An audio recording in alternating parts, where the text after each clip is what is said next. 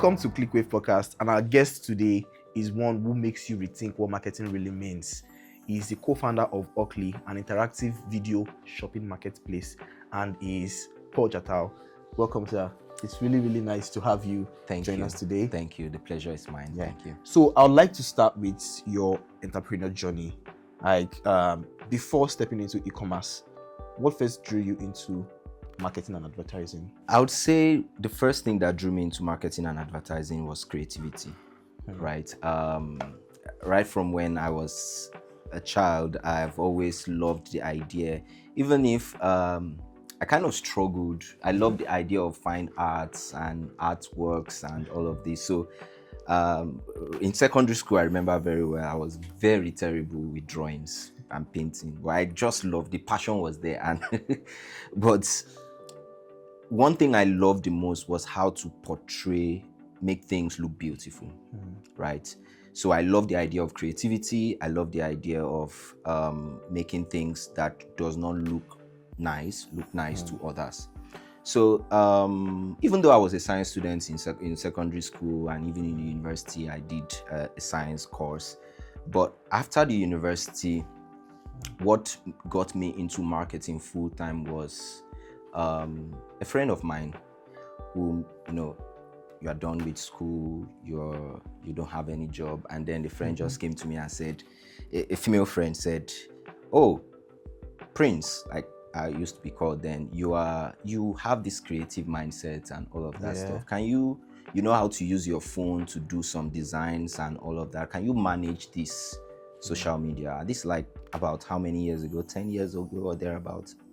And then I was like, why not? Sure. I mean, who does not want money, extra cash? So that's how I stumbled into social media management. So that was my first stumble into anything marketing. And then I started taking courses on social media marketing. I started learning how to create, captions and create content, and then learn how to use some tools to create. So that was, first of all, how I stumbled into marketing.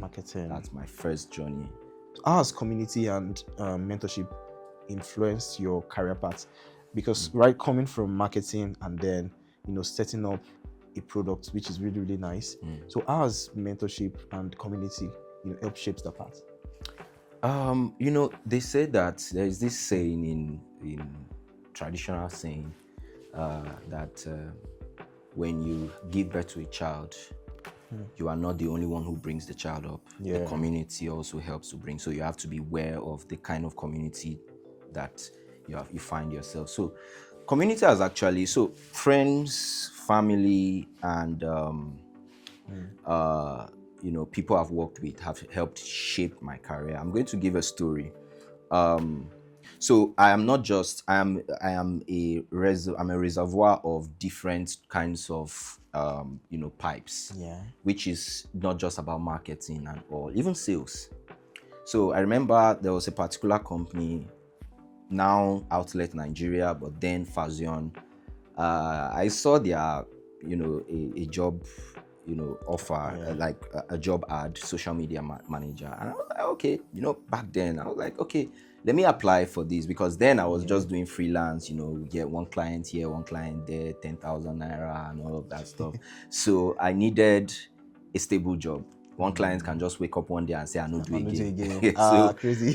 So I was like, "Nah, I need something stable, if I'm going to get any advancement in my career." So I applied, and I got the interview, and I went to the interview.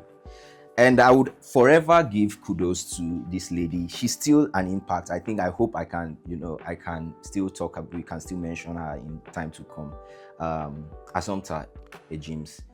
She played a big role in my life as regards mentorship, amongst others, but I'm just going to use her as an example. So Assumpta, she was the one who interviewed me. She was then the head of marketing and sales in Fazion. So she interviewed me and she was like, "Oh yeah, I see your CV, when you don't package things like this, you don't package, say you were the head of this, head of that."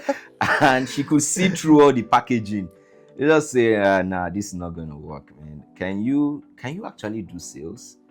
And I said, nah, I can't do sales. Sales is not for me. And then people misunderstood sales and marketing, right? Yeah. But she understood the difference. So I said I can't do sales. I first asked, what does it entail? And she told me, oh, you have to pick up a product, go and sell the product, get commission and all of that stuff. So I said, nah, it's not for me. I just want to do social. I came here for social media. If you don't give me the job, it's fine. I'll go back. And say, you know what? Just try it for a month. After a month, if you don't love the job, you're free to go.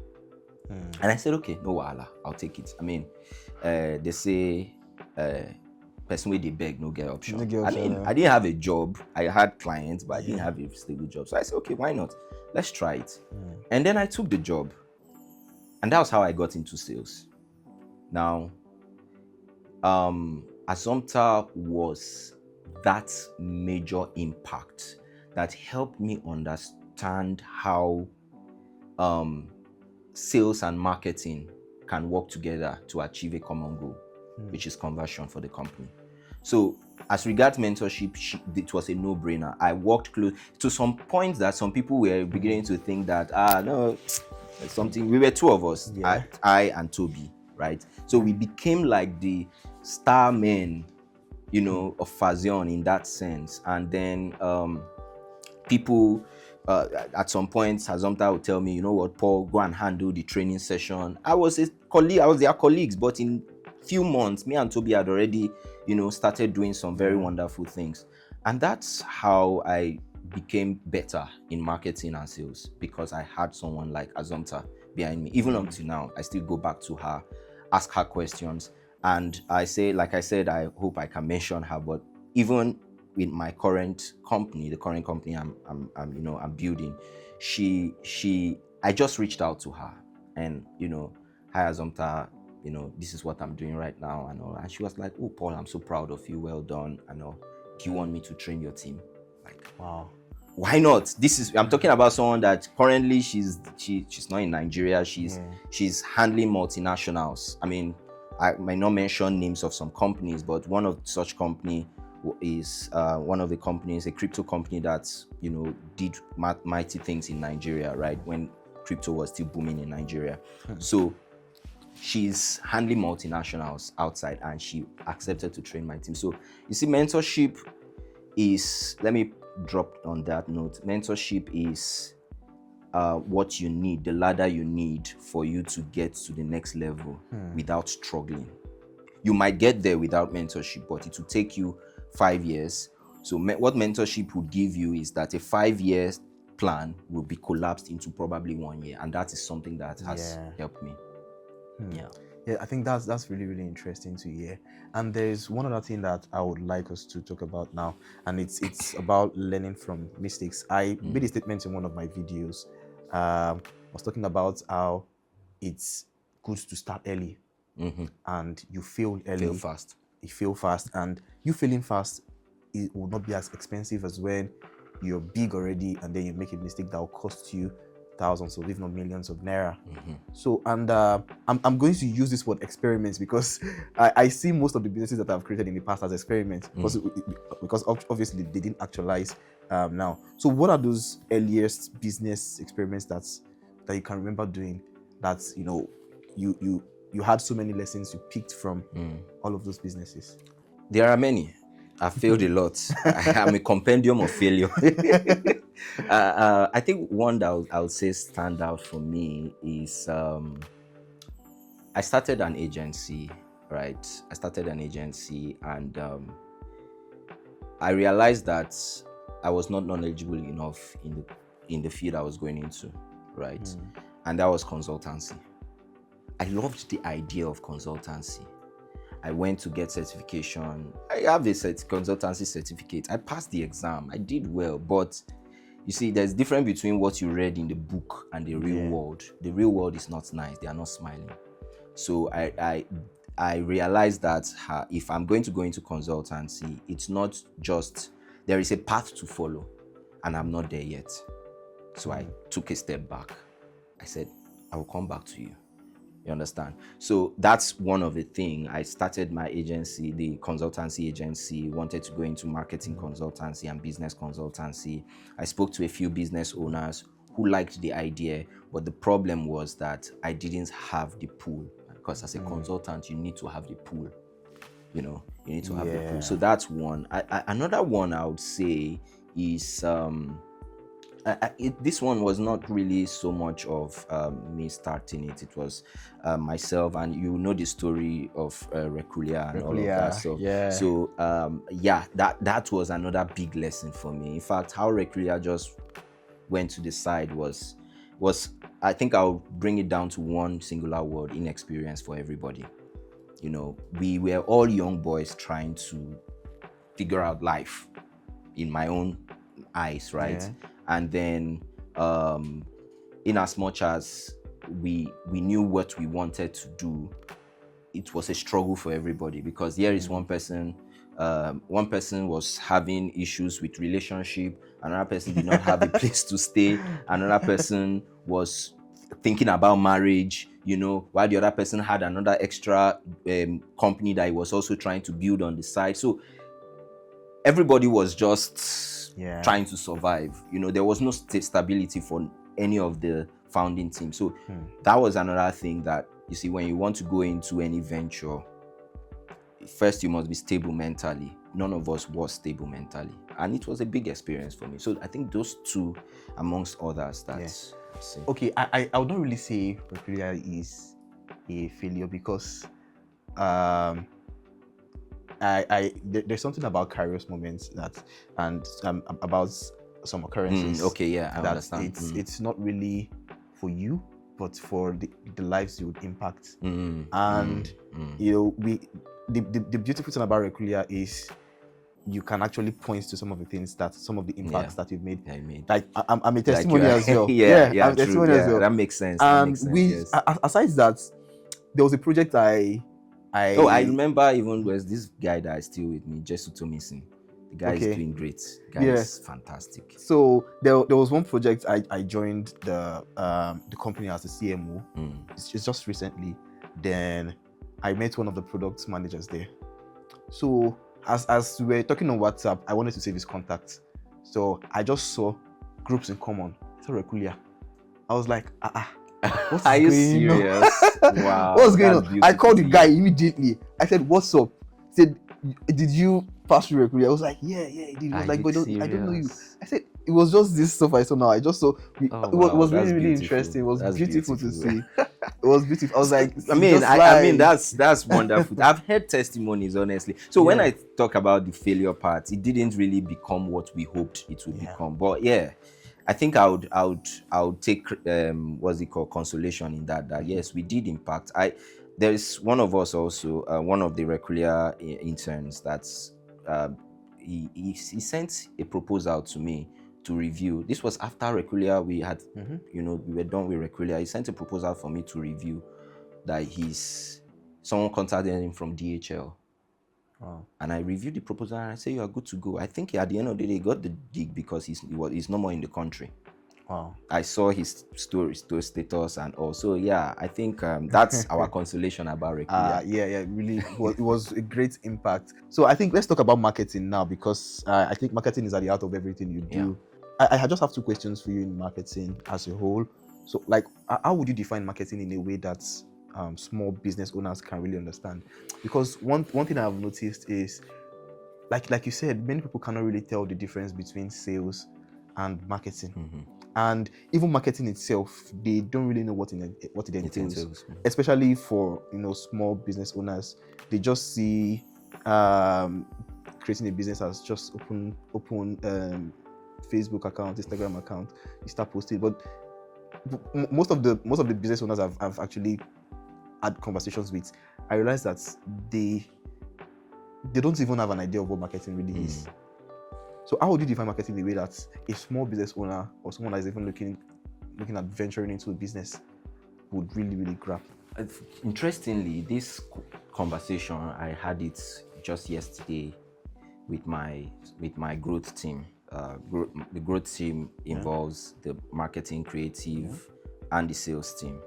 They asked the same question because I they were all together, and then I was giving some examples and giving some tasks, and I asked them for feedback. So one of them asked, she is a salesperson, and she asked, Mr. Paul, this person is in the marketing. I mean, she's the one handling our socials. She's the one handling all the, coming up with the content ideas and all. She's a marketing person, but I am a salesperson, but it looks like I'm doing marketing as well. And I said, that's a brilliant question. So to answer the question based on what the analogy I gave to them is this: marketing is what you wear, like your outlook, while sales is what you are able to get based on your outlook. They say dress the way you want to be addressed, right? So that's marketing. You position yourself. So marketing is all about visibility, all about awareness, how you want people to feel you, how you want people to understand you, how you want people to feel when they come close to you. What experience do people have when they come close to you? So when you hear people saying things like, I don't like that guy, he looks grumpy, that means his marketing campaign gives out a grumpy nature, right? So first thing, as a business owner, when people interact with not just you, because first of all, you are your brand assets. So when people interact with you, not just your social media page, with your social media page, not just your website, but with your website, everything around you, how do they feel? That's marketing. What's the word I'm going to use? What emotion will you invoke in them? That's marketing. Now, sales goes a little bit more. Marketing is deeper than that, mind you, but sales goes the next level. How are you able to get them to give you something, their resources? It doesn't have to be money. Their resources for you to get value in what you are giving. So let's put it this way. You're a business owner and you sell suits, for example. If you sell suits, I don't expect that when you, as a business owner who sells suits, I should be seeing videos of yourself in Alaba.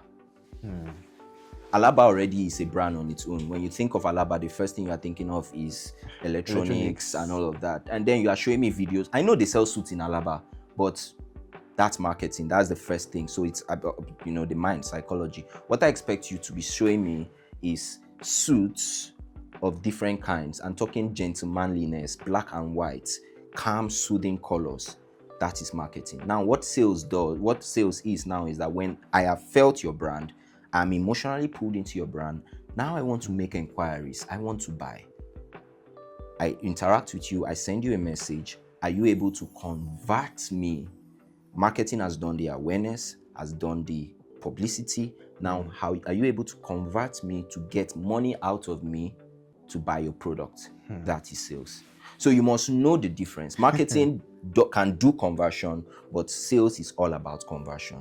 But they are, you can. I think I'm going to say one of the experiences I had recently with let me see, IG vendors, because those ones I think they should have a different category of CEOs, IG vendor CEO, or have like a tag for them. So I saw this particular because by the way, sorry to cut you. I just want to put it out there that you're a business owner does not mean you are a CEO.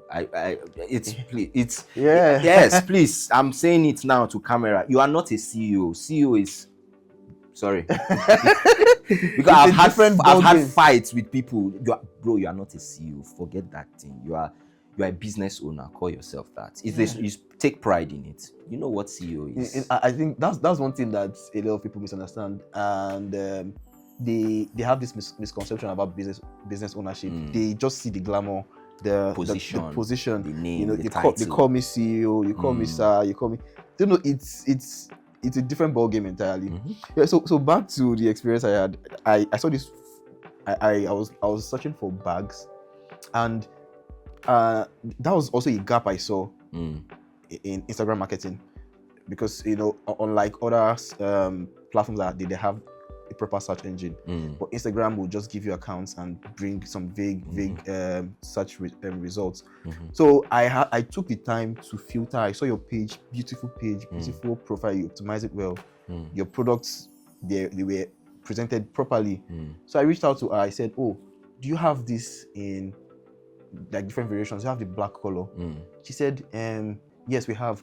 Go back to our page and search for that and send it to me." I just carried my phone. I left the page. And I just left Instagram like that. I was like, you need to have a proper sales process. You've lost it. A proper sales process. Yeah. Honestly, I usually say this to my guys as well and to many of my clients that I've worked with. I said, you need to, especially if you're in the e-commerce industry, you need to simplify your sales process. It's a fast moving. You lose one customer, you've lost that customer, and that customer will tell the next person and the next person and the next person, and that's how you. I had one client I wanted to do CRO just for the SEO and all of that. So once I said, okay, just give me like a week to analyze your website. So I looked at his analytics to see the user journey. I noticed that he had. I'm just going to use a number. So let's say he had about 2K people viewed the products. About 1/8 got to add to cart and checkout. But only like let's say 50 or 60 of them eventually checked out. Wow. So I was like, okay, let's see what's going on. So I went into the site myself to see the experience, and I was like, even if it's good, I'll not buy. Because as a new user, I don't have an account. You're forcing me to create an account. Oh, yeah.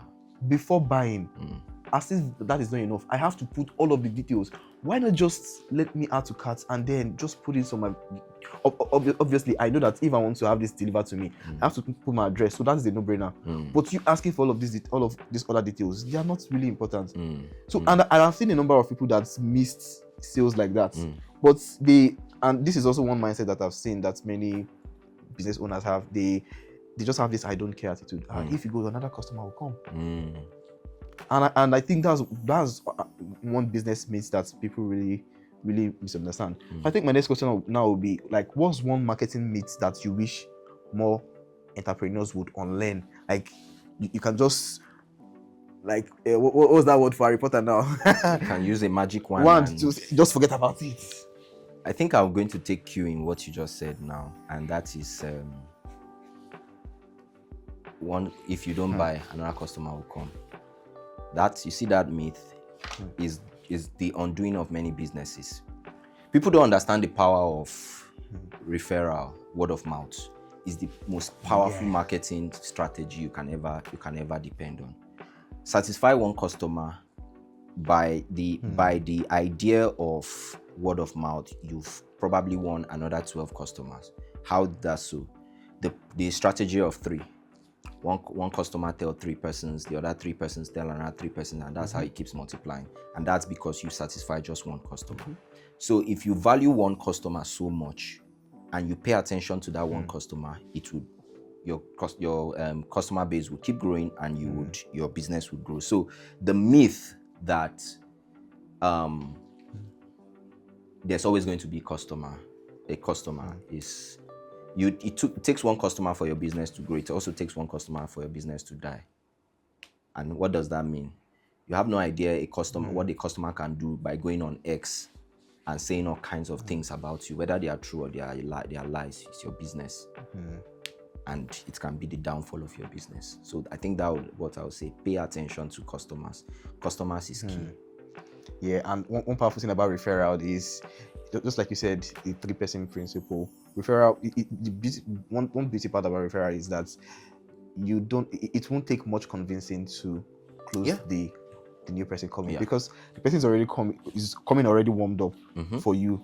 He has trusts what the other person has said to him or her, and he's coming with that expectation, with that same expectation of experience. Even aside business and customership, normal creative work products we're working on. So the QA came in by referral, and all because I gave my word. I was like, oh, this guy is a really good guy. He didn't go through an interview process. He just had like a 30 minutes call with the CEO just to understand the business, any question he has. then we got the job. Mm. And then we saw other applicants that came, they will follow the strict onboarding process. So That's the power of referral. another beautiful thing is that when Click started, I think our first 4 clients came in by referral. The first four clients we had, we were trying to push sales, but they all came by referral. That's power of They all referral. came by Honestly. referral. Honestly, Referral will do you a lot more good. this is another part. This is a part that is really, really interesting for me. I've been waiting to get into it. Talking about Auqli, because, like I said earlier, I've been thinking about, like, how do you guys just? I'm trying to understand the market gap that you saw in the African e-commerce space that made you have this thought that, oh yes, we need to build Auqli. So, first of all, the gap is very wide. The gap is it's a gaping hole that can be seen only if you look deeper, right? And video shopping, social commerce has been on for about 5 years plus now in the eastern part of the world. Around the Philippines, China, and all of that. Now, this market, this industry has grown to become over billions of dollars industry, and it's peeled into the United States. We have about just 2 marketplaces, as much as I know, right? Yeah, more than 2 actually. We have Drip Shop, we have Whatnot, who is the number 1. We have Whatnot, we have Drip Shop Live, and there's one other one. And these guys are moving in the US. So one thing we saw was that we asked ourselves a question. It's not just about the industry doing well. It was about will it do well in Africa and Nigeria? And for us to answer that question, we had to look at the cultural atmosphere of Nigeria. And we saw that there was that existence of mobile first users, mobile first markets. And we saw that we had a content creator market. Yeah. So we had a content creation market, we had a mobile first market. We also saw that we had social shoppers. We have more social shoppers than brick and mortar shoppers. In our conversation, you just talked about looking at Instagram, right? Trying to look for a content, this thing. Now, I can show you already what you faced that Auqli can solve. Market gap, right? Yeah. You didn't need to contact the business owner. If you saw the product and you look through her inventory, she did not have the product. It's a different ballgame entirely. But if she did have the product, you didn't need to contact her to go back to look at the what's it called? All you needed to do is look through her inventory, right? And you would find her product. So that particular product in black, that's what you were looking for. Let's say she had blue, red. All you needed to do was swipe and pick. You would see drop down the different colors, and you click and you purchase. Now, we've saved time for the user. We've also made money for the seller. You understand? So these were the gaps we saw, that on Instagram, we had already a content, and then if you go on TikTok right now, that was a no-brainer for us. In fact, that was our gold mine. That we were like, what are we doing here? So if you go on TikTok right now, for every 5 posts you see, you will see at least 2 persons trying to sell something. 2 business owners trying to sell clothes, gadgets, jewelry, whatever. And their challenge was they'll put their account number on their screen, OPay, and then showcase 5,000. Who is going to take it? It's normal social shopping stuff, right? Who's going to take it? Send a screenshot. If you like it, send a screenshot. They are looking at the chat. Yes, I have it in blue. See it here. Yes, I have it. Send a screenshot. If you've paid, send a screen. You see, all that, I don't need to send screenshots to you. I saw the product. I looked at your inventory. You have the product. I click buy, boom, I'm done. You see that? So I don't even need to. And then there is the issue of network. I sent money to you. You've not seen it. I told you I've sent it. I need my package and all of that stuff. Yeah. That's a whole lot of stress. So there is more to it, but These are the things that we saw. The video shopping aspects, short blips, you're looking at reels and you're scrolling through reels, you now need to ask comment, put comment, how much is this, or send a DM and all of. You don't need all of that. All you need to just click buy and you're done. So that, like I said, is glaring if only you look at it from that perspective. And I think Auqli is really shaping shaping the market of e-commerce and how people buy.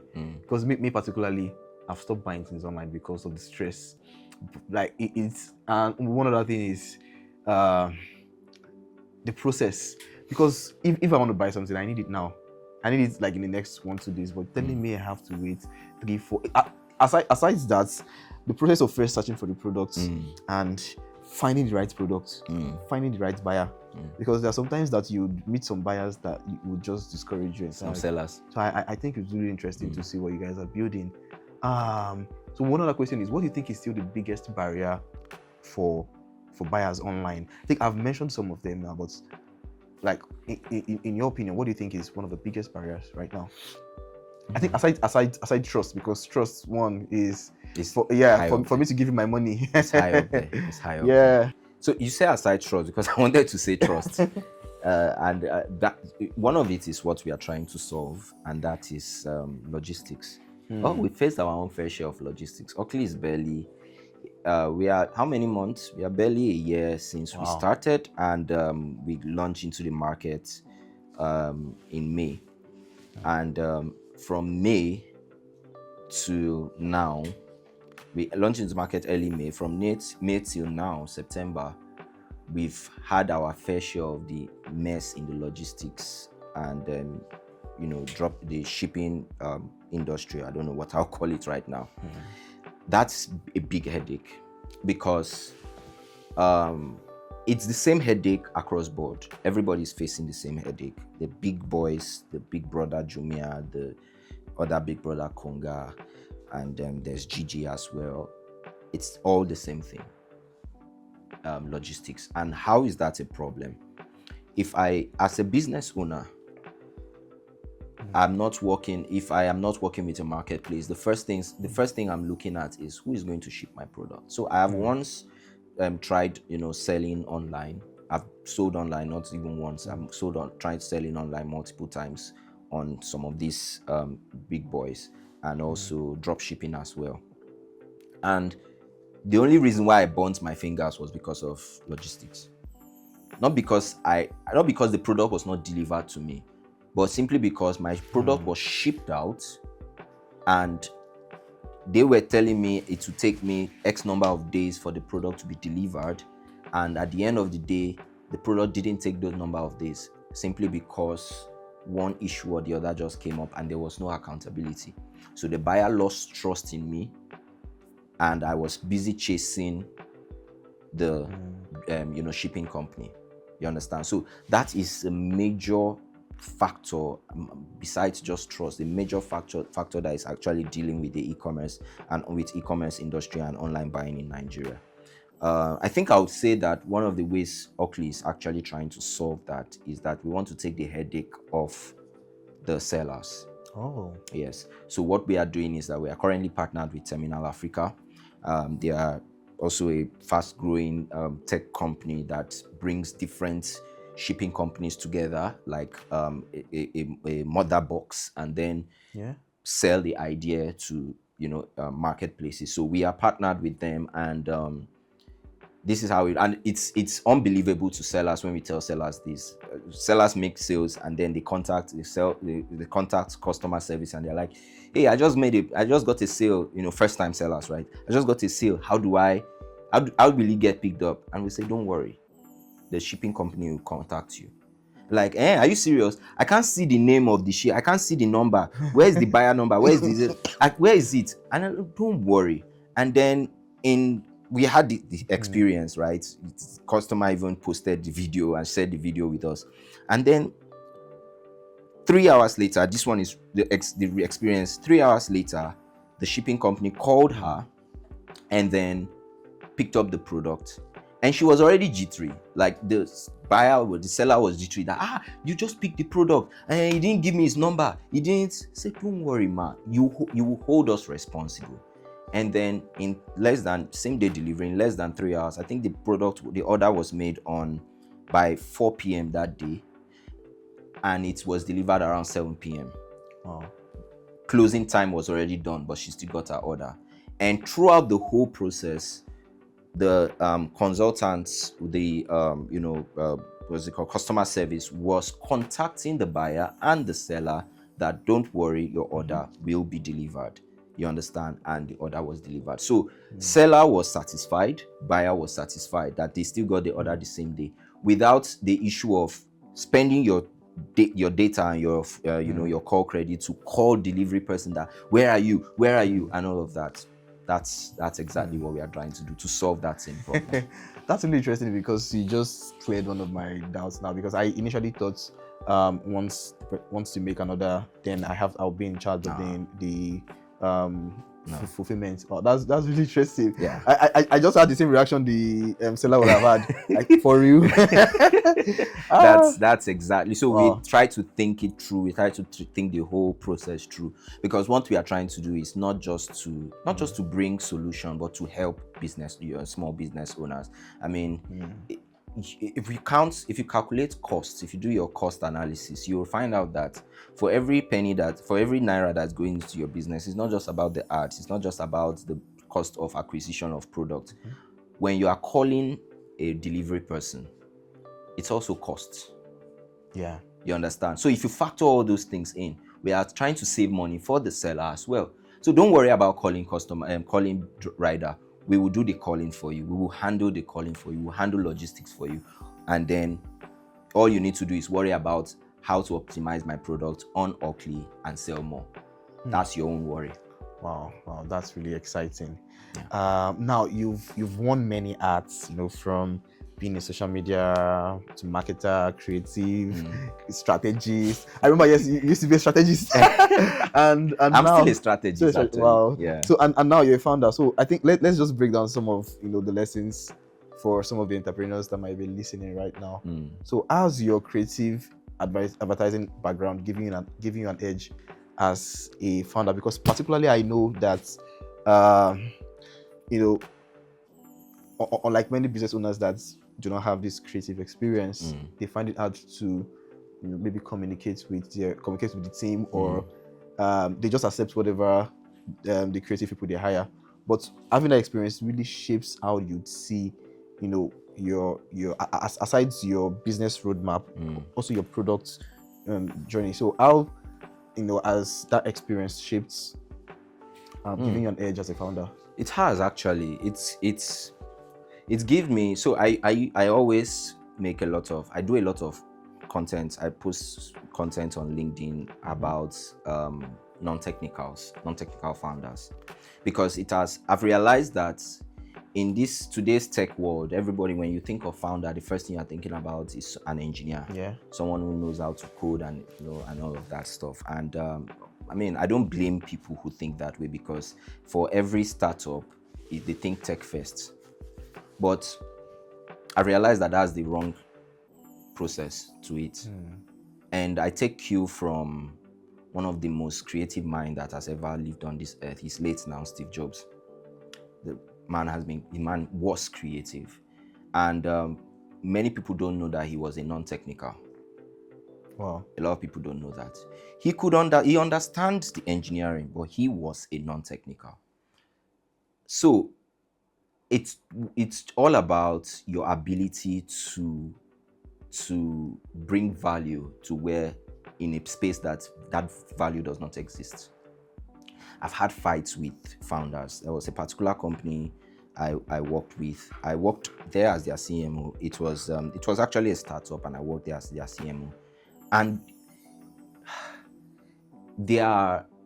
one of the CTO then was all about, all we need to do is build a wonderful product. The market will love it. No. And I said, bro, you are in for a rude shock. She go to shock you. You are in for a rude shock. Like the shock of, you will spend money to build this MVP, and I bet with my life it will fail woefully. He said, what do you mean? Actually, that was one of the reasons why I left, because you do not go tech first, you go customer first. So you see where I'm heading to now. That's where my experience as a marketer and an advertiser, and even as a strategist, gave me an advantage in the tech world, because I realized that there was a time where it was tech first, but now there are many options. So you have to come from a different angle. You have to satisfy the need, the emotional, not just practical need, the emotional need of people. Why do you want me to use your product? So you must ask your why first. And I wrote that down in one of my journals. Why? Like, it's very big, bold. Why? If you don't answer your why, technicals don't understand that. They don't know, they don't understand communication. They don't understand branding. They don't understand positioning. They don't understand concepts, business concepts. That is where I come in. You see that? So that gave me an advantage. And then now coming to Auqli and, to my team, especially to my growth team, I don't know if I would say they love me or they hate me, right? Because nothing that you churn out, I will accept. You understand? Including communication, in-app communication. Now, I don't like this color. Pull it down. Because I understand the position, the place of colors when it comes to emotions, when what people feel and all of that stuff. So has it really helped me? Yes, it has. And I really encourage a lot of non-technicals to go into I would say it's not easy, but I encourage, right, to go into, not feel lost in the sea of HTMLs and Python and all these languages. Build your own value and let them see that without you, this whole system is just standing on one leg. It's just standing on one leg. I think this is something that I learned from experience as well. That although it was not that expensive, because it was expensive, because the money really shocked me. And when I started my entrepreneurial journey, I had a different mindset on how to run a business. So then, and I used to be very, very quick to start. I used to be very, very quick to design logo, very, very quick to design a website, very, very quick to get the products. Then I'll now start looking for buyers. It was later I now realized, after reading so many books and taking so many courses, I realized that I've been looking at this the wrong way. You actually need to look for the buyer, look for the market. Is there an existing market for that? Then create the products. If you not even create the product, ask them if they need it. Let them decide what they need. And I'll tell you this for free.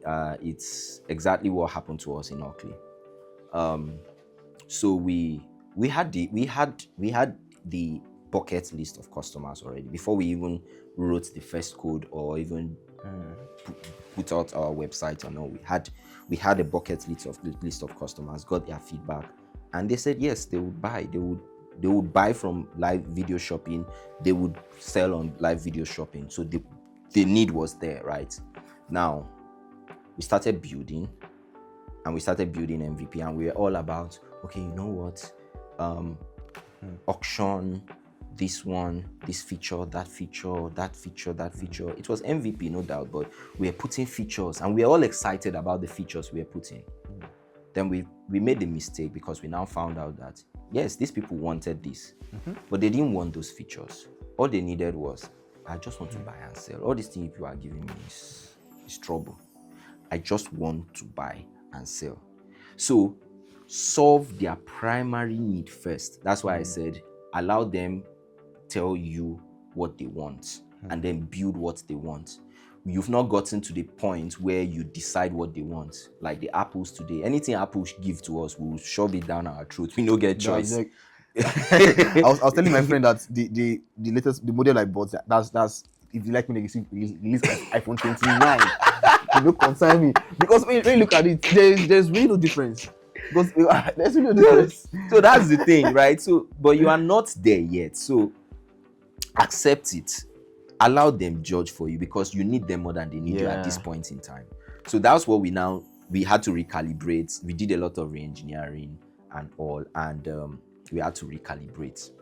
So that helped us. By the time we went back to the customer and we asked questions, we called and we heard from them. We said, oh yeah, I mean, this is the product, but how do you use the product? No, I don't like this one.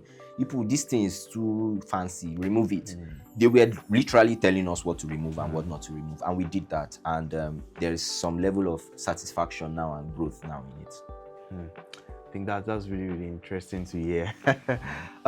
So I think I would like to ask this, and because there are many maybe young entrepreneurs that are still, or young perspectives that are still in the creative space, looking to maybe blend business or blending into the business world.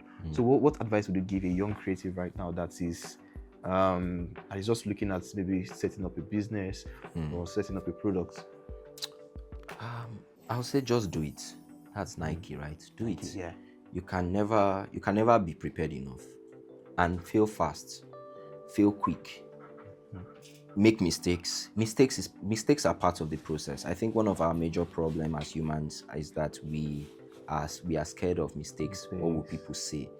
Oh, damn, what people will say. I think that's the first thing I'll say. Sorry, I think I want to add another thing. Keep money last. Yes, I learned that one too. Forget about money. Forget about I want to make profit. It's not a get-rich-quick scheme. Yeah. Think long-term. Where am I going to be in 5 years? Where am I going to be in 10 years? Then plan towards it, so that if you fail now, it won't affect you. You are already thinking the long-term. You understand? So I think those are the two things I would say. Start now, fail fast, and then think long-term. Don't think about money. Yeah, and I think I'd like to add this as well when it comes to money, which is something that I have to learn from experience. Is you should separate your business funds from your personal funds. Oh yes, that's true. Then I had as the money was coming in, there was an account, but then as a young entrepreneur, you're seeing the money was like interesting, but there was a point I didn't know if I was the one that was broke or the business was the one that was broke. Yeah, that's true. So it's really, really important to have, like, just separate it. That's true. Save yourself from future problems. This has really, really been a powerful conversation. Thank you. I really appreciate. It's really exciting to hear your thoughts on creativity, particular e-commerce, and I'm really, really confident that looking from 5 years from now, I'm sure that Auqli would have really, really shaped how we see e-commerce here in Africa. Thank you. I really appreciate your inviting me here, and also I must give you kudos. Well done. You are doing well. Yeah, you are doing so Thank well. you. I mean, looking back and looking at the journey and where we are, and I'm just looking forward to the next 5 years, like you said, for what the future has in store for us. So thank you. If this episode gave you new ideas or insights, make sure to follow Click with Focus, and also share with your friends that might be building something, and keep looking forward to more insights that we'll be sharing. Thank you.